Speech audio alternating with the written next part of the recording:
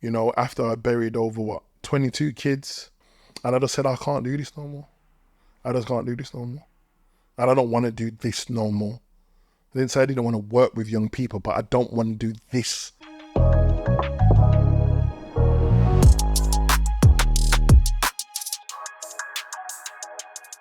We're back for another episode. This is actually a part 2. You might see a few part 2s and season 2s because we're having some really deep, meaningful conversations, and we're not going to cut them short. We're not going to do that. We're going to give you guys all the juice, all the conversations. So let's welcome back again, Craig Pinkney. I know you do a lot of work around youth and violence. I know we've briefly spoken about it. There's a lot going on at the moment, and it's transpired, and I have an understanding of why it's transpired just because of the kind of background that I come from.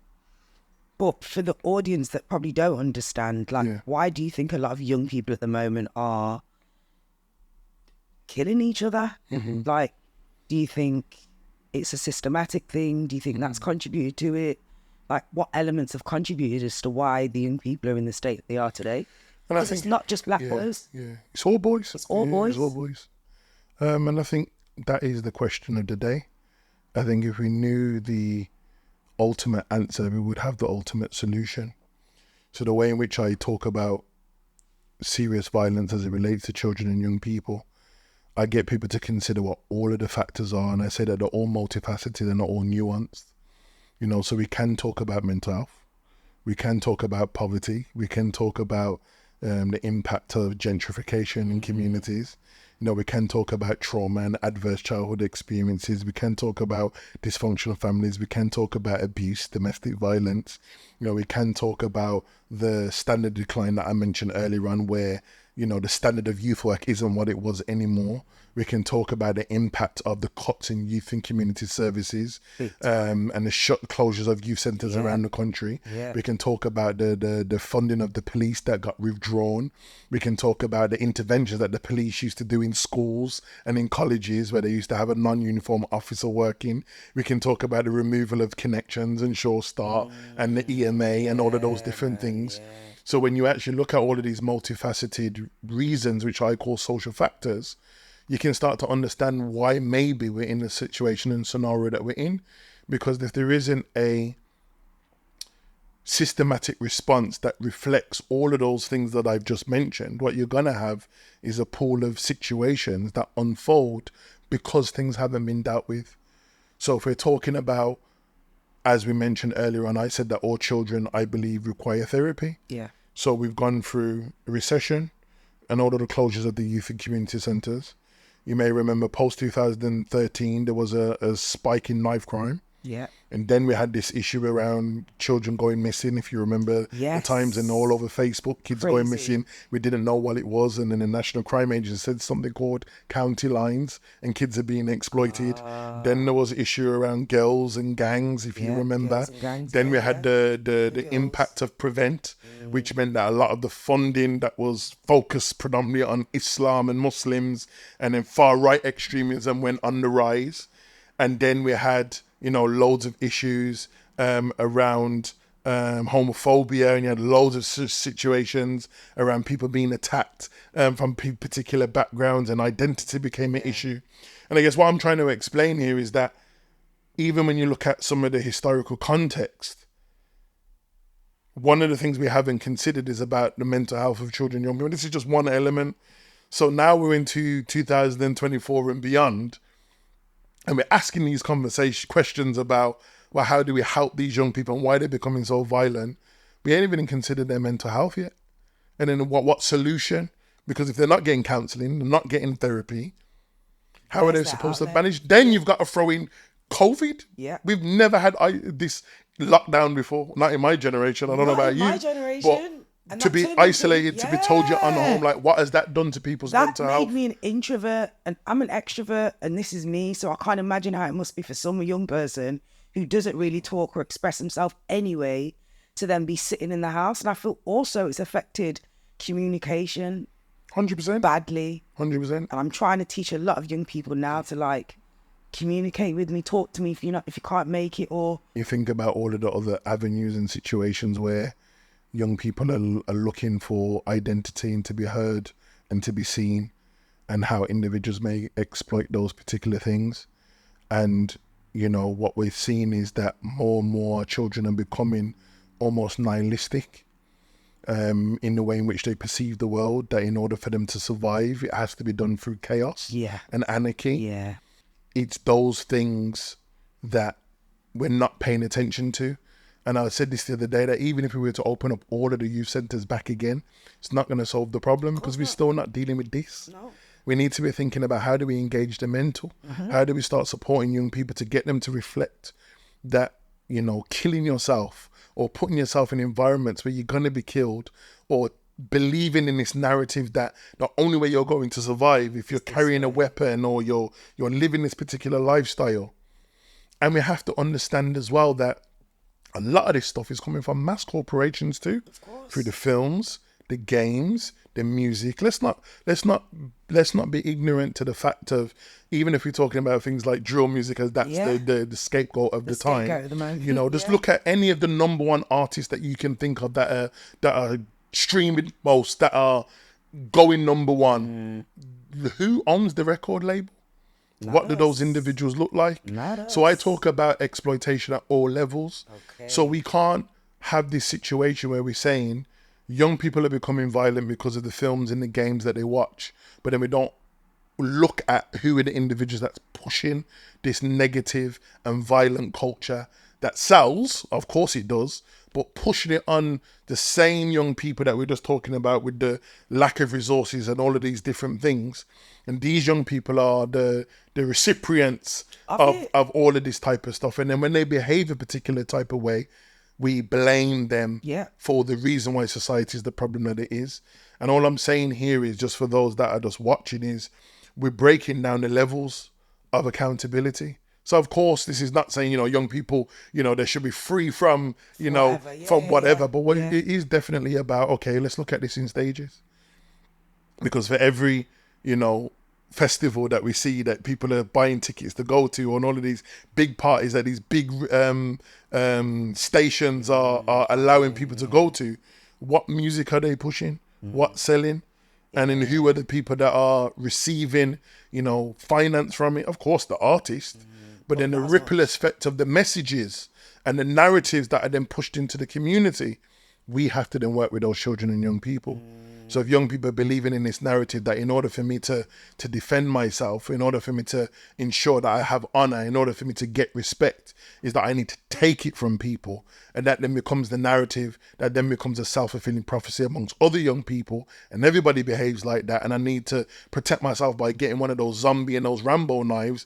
So do we ignore the fact that these companies are still making these knives and somehow are getting into the UK and in the hands of 12, 13, 14 and 15-year-olds, or are we only going to focus on the young people's behaviours? Because they're still a young person, and I feel like this is also a problem, like, because they carry a knife or because they've done something bad, we don't see them as it. I see, if you're under 16, even under 18, you're still a child. You're not fully developed. Okay, then. So for me, we need to start looking at them as children, not as a criminal. They're still a child that was lost along the way. And I think it's difficult because I guess if a child takes the life of your child, it's very hard to see that. You know, when you look at the news and you're hearing, you know, a child, you know, kills a 13, 14-year-old, you know, your natural disposition is going to be like, what is going on? And I think the context that I've just explained over the last, I guess, 12, 13 years, and the decline in services, the decline in standard and professional practice around this area, the lack of resourcing has caused a lot of these issues. And I think that now we're in a space of change of political parties. These acknowledgements have been noted, and it's about what happens next and what does that look like. But it's going to take probably another 12 years for us to get back to that place. Do you think? And when we're looking at how do we resolve these issues, so you asked the question about what started it, then we're talking about the alternative solutions, and there's not one solution, but maybe our approach as a collective needs to change. So one of the things I talk about a lot is public health approaches. I think a lot of the things that we're currently doing with young people, and have been for a long time, is very much criminal justice led. Okay. So a young person does something wrong, we then respond, and that's a number of ways. Whether it's a punitive response, we lock them up, we send them to child secure, they end up in residential care or mental health institutions, or we just fund loads of organizations to deal with the issue, but not really dealing with the issue, but putting plasters on what's the problem. Whereas a public health approach kind of operates in the same way that our government did when COVID hit us. There's a lockdown. What is it? Catch it. What's the slogan? Catch it. If you catch it, catch it, sniff it. Something. No, protect it, jury. Whatever it is. Catch it, protect it, bin it. Okay. Something like that. Yeah. The process. Yeah. That's what we're trying to establish here. So anyone that's watching, laughing now, thinking, we just both got it wrong. What we're talking about is the process. Yeah. But we don't look at these issues as a process. We just look at it as an issue. We just look at it as an issue, and we're just trying to put a plaster on the issue. Yeah. So, for example, organisations that do amazing work in the local community, we're going to reward them £2,000 to do workshops all over the summer holidays. Yeah. But can £2,000 really solve a £1 billion problem? No.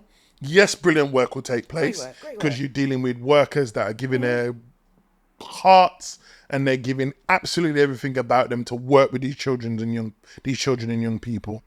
But £2,000 is not going to solve the problem. And then what happens when that workshop's finished? Then what happens to those young people after that? Because it's not a process. It's not a process. Yeah, you're right. It's not and process. The aftercare as well. Yeah. I remember I worked. Because the aftercare will be part of the process. I remember I worked on a YPP project. You remember the YPP project back in the day?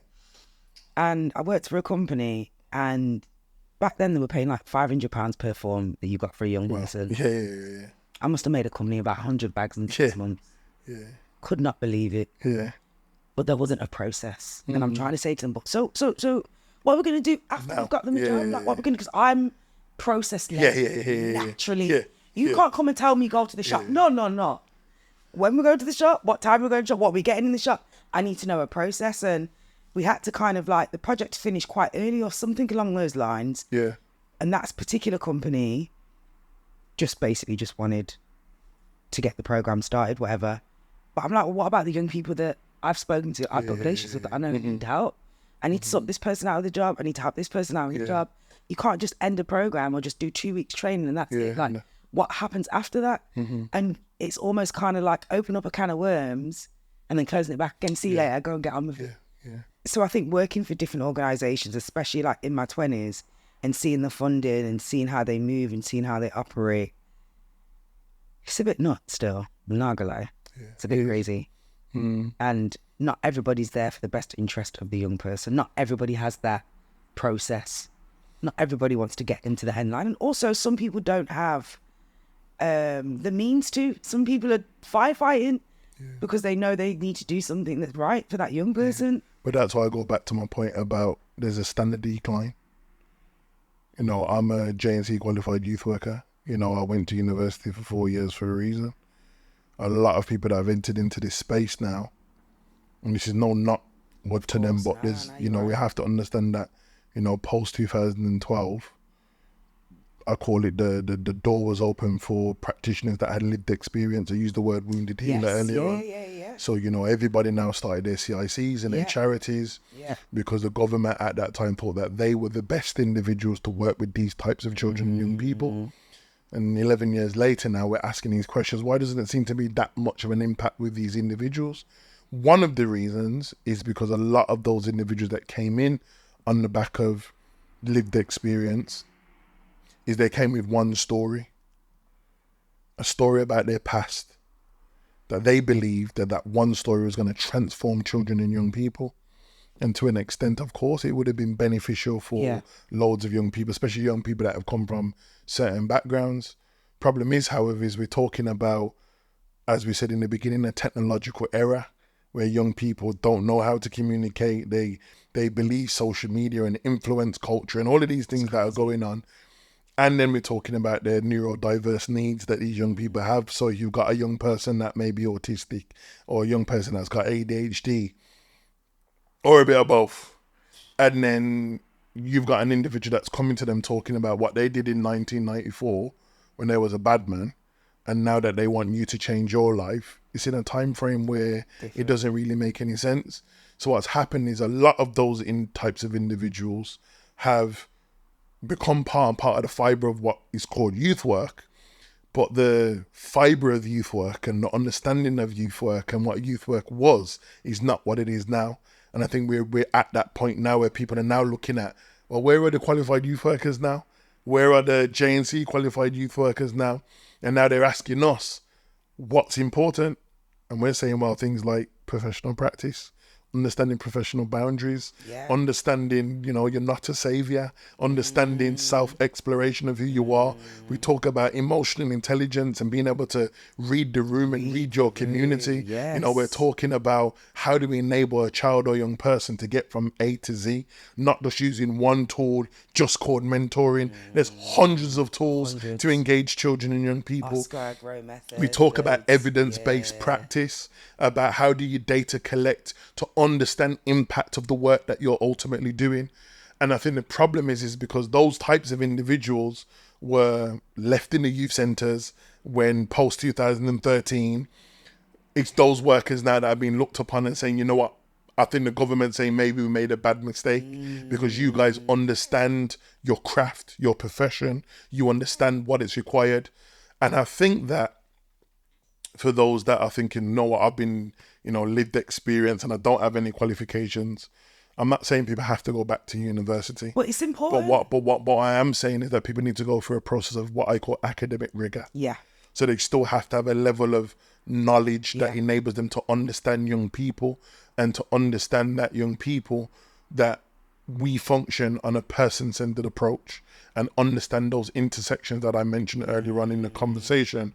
And it's about how do we utilize that and acknowledge what those issues are and how do we respond to them accordingly.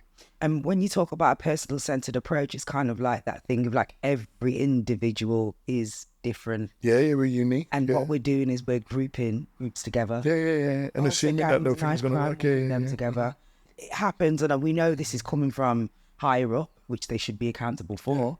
But us further down need to also be aware of that and be like, every individual is different. Yeah. Going back to your point about youth workers relearning and re-educating themselves and creating boundaries, like all of these things are important because I feel like a lot of people don't know what to do, Craig. A lot of people are burnt out. Yeah. A lot of people are leaving the profession when we probably need them now more than most. Yeah.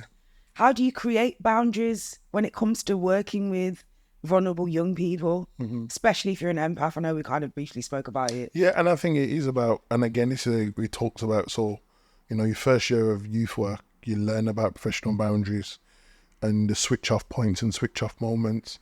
Now, I talk about the intersections of working with, people from community, specific backgrounds. And I think the Caribbean community, Irish community, like, we're village people, so we've always had those kind of ideas, especially, myself coming family from the Caribbean and, this idea that, we're all one people. Yeah. Does that make sense? So that's quite conflicting when you're working in a community and the young people are from your community and you're serving that community. Yeah. So professional practice enables you to be able to create those distinctions and understanding what those kind of nuances.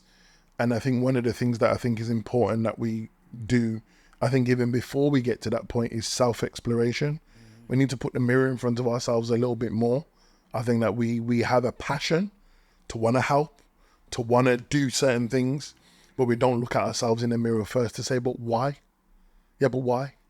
Yeah, but why? But why do I want to do that? Why do I want to help these people? But why?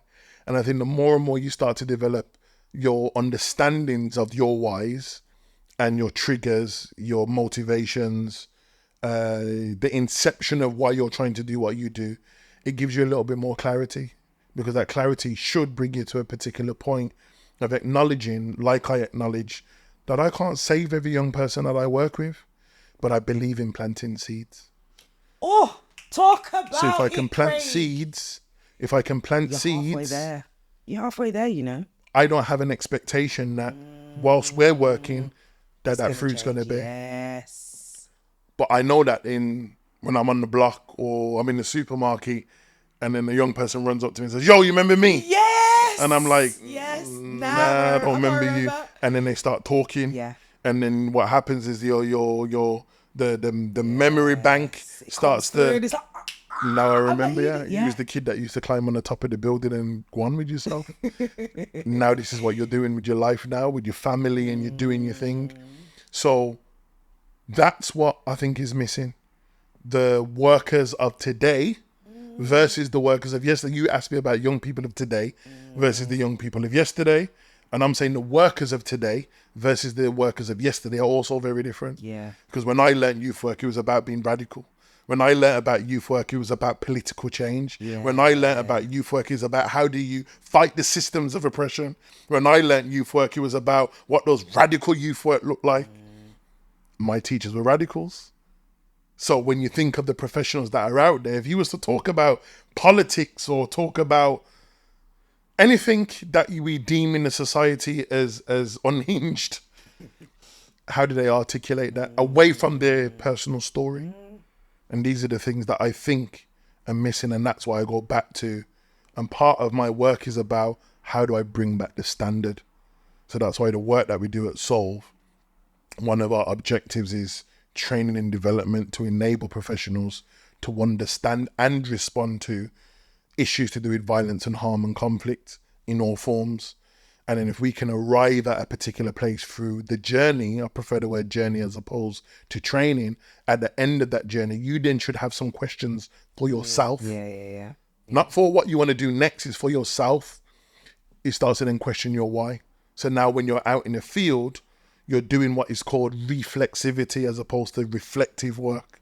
Because now you're thinking about what are you doing in the moment? How are you critically analyzing what you're doing in the moment? So are you just here because you thought, yeah, I'm a bad man from back in the day and I can relate with the young people? You're now questioning yourself. Does this even matter? Yeah. Because you're working with kids that don't even come from that background. Like a kid might be excited about arson and he just wants to burn things down. So you're talking about when you was a bad man that used to sell drugs and had a gun. It's not relevant. Not relevant to those. And now you see my point now. Yeah. That the issues for our children and young people, if you're thinking that it's about guns and gangs, that's like a small percentage of young people that are involved in that. Yeah, I do agree with you there because again, I know it's high in Birmingham and stuff like that, but I do think it's only a percentage of people. Like personally for me, like I've not experienced anybody in my close family unit, friends unit where that's happened, and they could probably say the same. But we see it on social media and we see that it's actually happening. But you're right, it's not as many as people are making out. I don't think. It's there, and I think statistically, when we're talking about gun-growing capitals, what you'll have is hotspot areas, and it's about the number of discharges that may be, you know, if we're looking at it from a yearly statistical line, how many discharges are happening. So it's going to be higher. So of course you're going to grow up in areas where that's not a thing, but I can tell you if you drove just 2 miles up the road from here, it is a thing. Yeah, it's a thing. And it's about the frequency. And that's what makes it a capital, just like you go to London, a knife crime capital, is because the usage of knives in particular spaces is higher than anywhere else in the country. But that doesn't mean that the whole community are involved in it, but it might mean that the level of what I call violence and nihilism that I just mentioned earlier on, it's heightened in certain areas. And my worry and fear is what happens when that starts to spill out, and I believe it has. It has you know, already, and we look at these particular issues, and it's not based on race, but we live in a society that we like to racialize things. I mean, Glasgow was a knife crime capital for many years before London. So you can't say it's an issue for one particular group or community. You know, gun crime has been an issue that impacts all communities, but it's higher in certain regions around the country. And it's just about how do you make sense of all of this and where is a good place to start. And that's why I go back to my point about self-exploration. You've got to know what you want. You've got to know what you want to do. So when you say that, you know, you're a big empath and whatever, I think, you know, we have similar. I don't think I've met a youth worker that's not like that. Yeah. But then you also have to realize that that's not sustainable. No. Because it starts to impact on your mental health, your well-being, and then you have to start to make new decisions. And those that don't make new decisions are the ones that end up with the stories of burnout and strokes and health conditions and so on and so forth, because they're not taking care of themselves, because they've got an innate belief that they just want to pour into everybody else's cup, but nobody's pouring into theirs. But when you're sick and you're mash up, then what?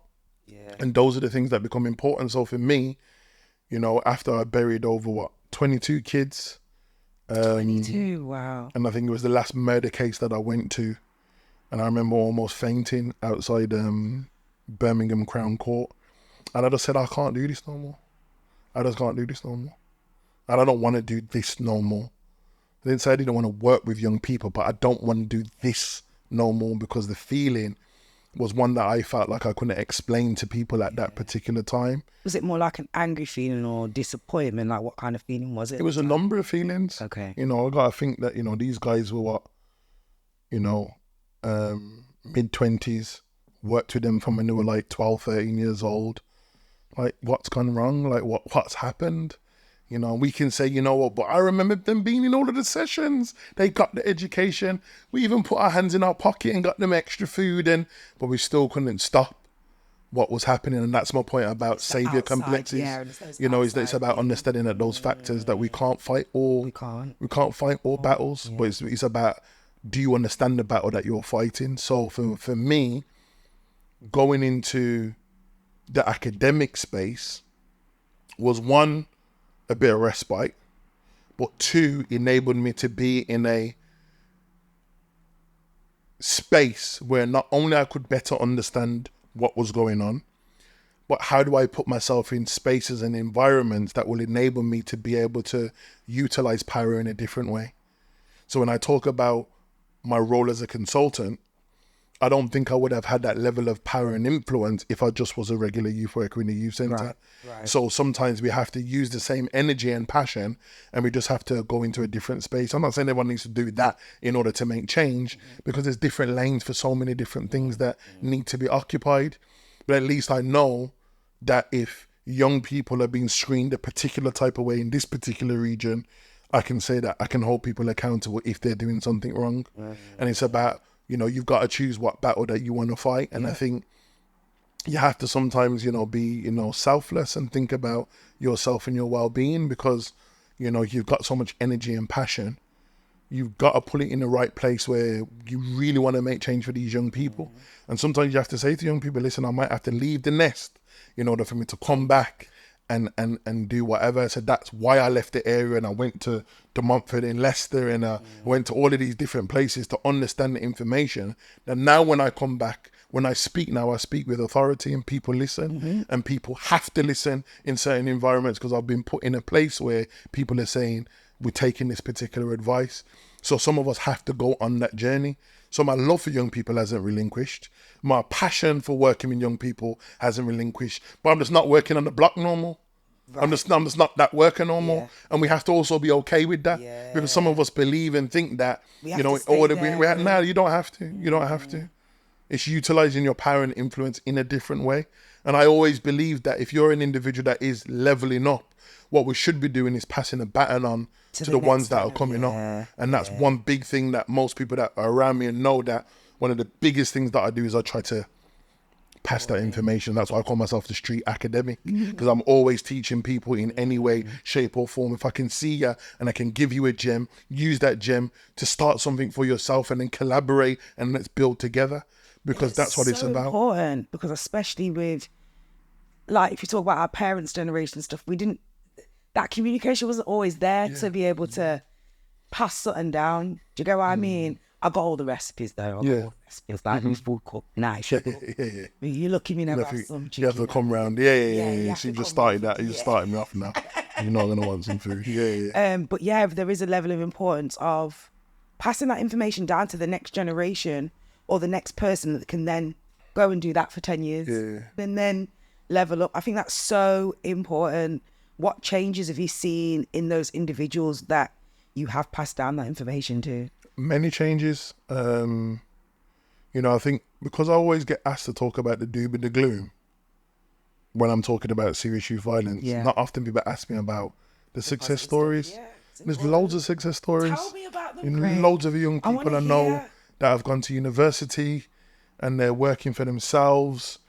I got one, I'll talk about my bigger success stories. One of, the young man Karim.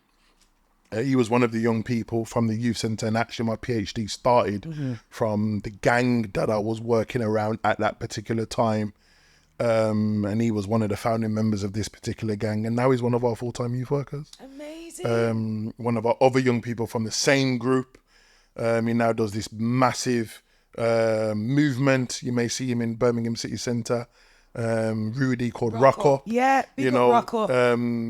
And if you was to know the histories of these individuals and where they are now, for me, I watched it and I'm just like gas. Like, I don't even need to be a part of it, but I just watch every post and I'm just like, yeah, man, levels.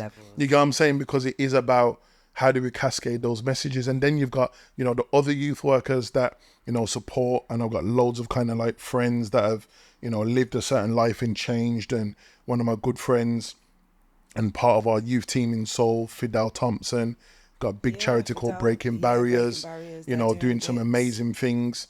And there's countless individuals that, I've helped and I've supported for them to level up. And I've always just been a person, I don't need to be part of the limelight. I always say a true leader is not one that's always in the spotlight, is the one that allows people to shine. And my thing is to shine and do your thing. You get what I'm saying? But if I call your phone down and I need that little favor for one of my kids or my young people, you got me. And that's the only request I'm ever gonna ask. Can you get a little T-shirt for one of the young people? I'm good, and I'm good because it's not about me. It's about something that passion has never left.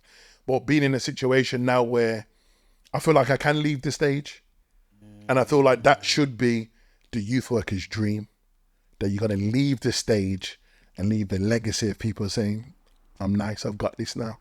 Don't you feel like you've built that already? 100%. I feel like you could do tomorrow. It's be written in books. There's more that I need to complete. There's a few things I need to do first. What? Tell me. I need to finish the PhD. But pause. I need to pause. Go on. Craig is doing a PhD. What's the actual?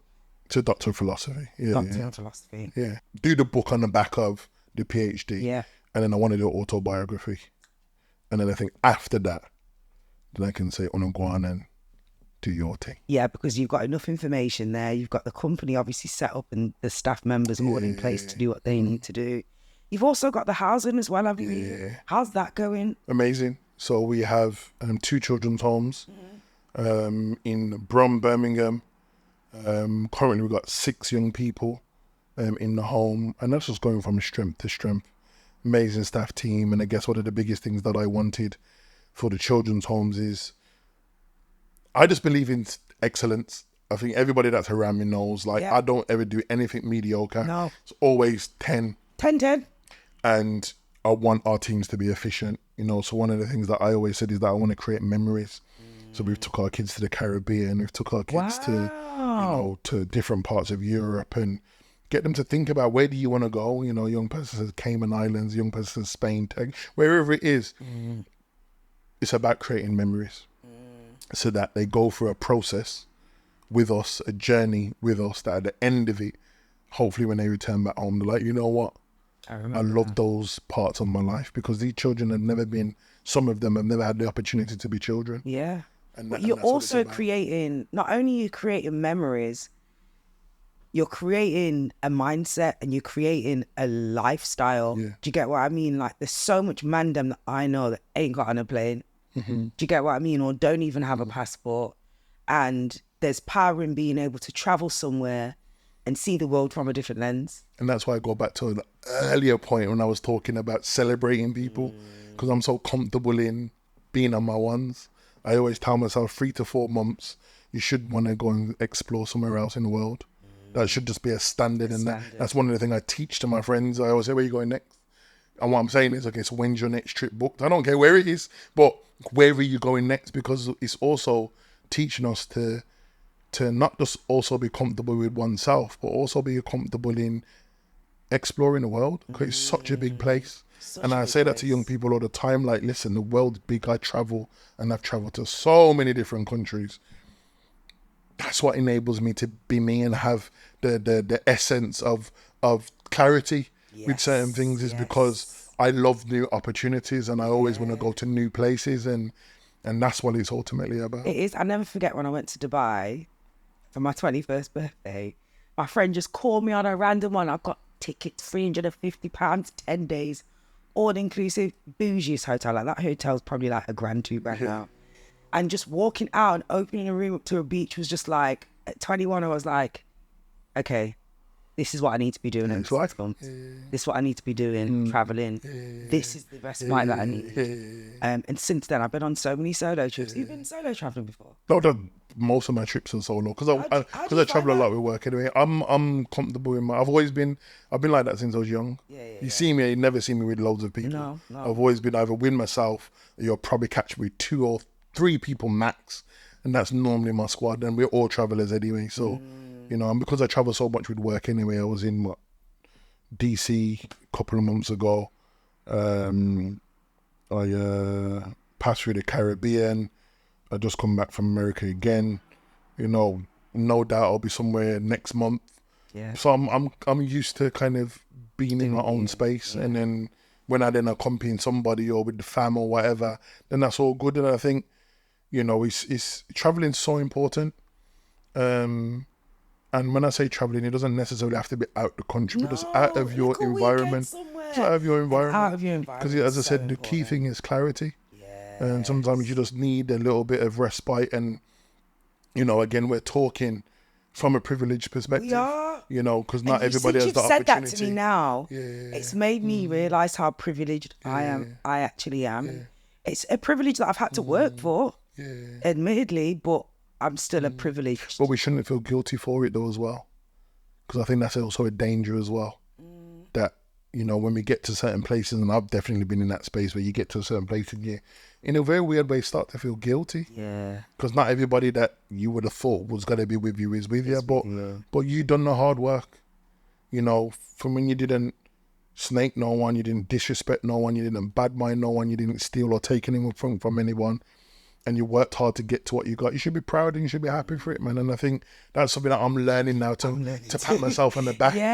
Because we're always thinking about the next thing. It's ambitious. And that's why I always say that. I said this in the beginning, that for me, you know, the biggest blessing is being able to, or having the opportunity to bless other people. Amen. And for me, having that opportunity to be able to say to someone, listen, you qualified, you got a job, we've got a situation for you.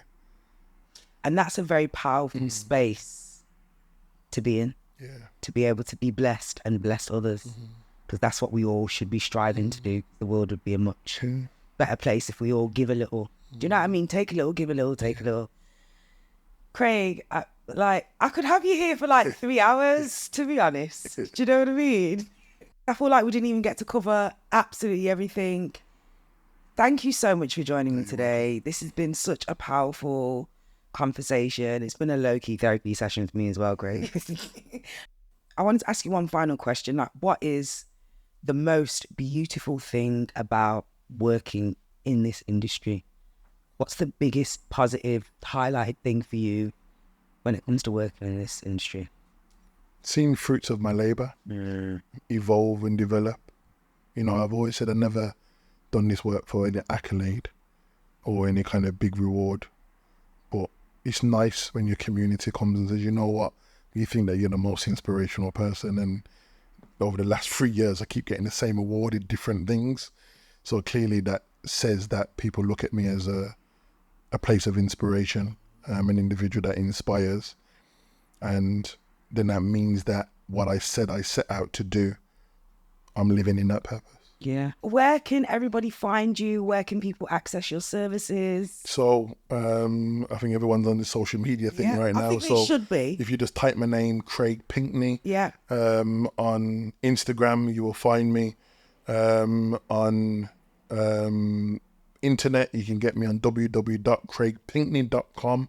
And that will just kind of give you access to all of the stuff that we do. YouTube, same thing, type my name. You'll find out the things I'm doing. Twitter, LinkedIn, it's all the same. And people get to see some of the work that we're doing, man. And as I said, we're growing, we're developing. You know, we're international now. We're doing stuff in America. We're doing stuff in Dublin. We've done stuff in the Caribbean. So I just, you know, my vision is that I want to be global. That's my vision. And you're going to get there. Yeah, Thank you so much you're welcome. for joining me. You're welcome. You're welcome. Thank you for tuning in to another episode of Mek Sense with Melzy. This episode probably could be my favourite so far of the season. If you like what you see, if you like what you hear, please make sure you follow us on Mek Sense with Melzy on Instagram. You like and subscribe, and also comment on the guests and let me know how you're feeling about the topics. Thank you so much for joining us. We out for now. Bye.